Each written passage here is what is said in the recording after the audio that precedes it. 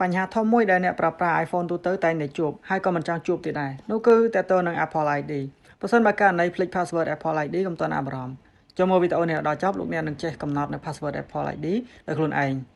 ដូច្នេះដើម្បីកំណត់ password Apple ID ដោយខ្លួនឯងបានយើងចូលទៅកាន់ setting មកអូខេរួចហើយយើងចូលទៅកាន់ account Apple ID របស់យើងខាងលើគេ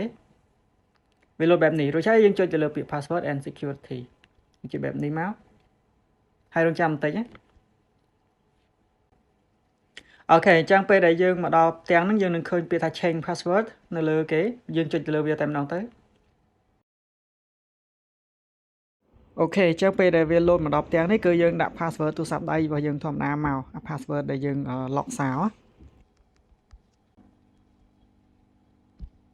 អូខេអញ្ចឹងឥឡូវគឺយើងអាចធ្វើការកំណត់ password ថ្មីបានហើយការកំណត់ password ថ្មីហ្នឹងគឺយើងមិនចាំបាច់ដាក់ password ចាស់ឡើងវិញទេគឺយើងដាក់ password ថ្មីយកតែម្ដងខាងលើនិងខាងក្រោមគឺយើងដាក់ដូចគ្នាឧទាហរណ៍ខាងលើយើងដាក់ក្រែ1ក្រែ2ខាងក្រោមយើងក៏ដាក់ក្រែ1ក្រែ2ដែររួចហើយយើងចុចទៅលើពាក្យ change នៅខាងលើណានេះនៅកន្លែងនេះតែប៉ុណ្ណឹងគឺជាការស្រេចហើយ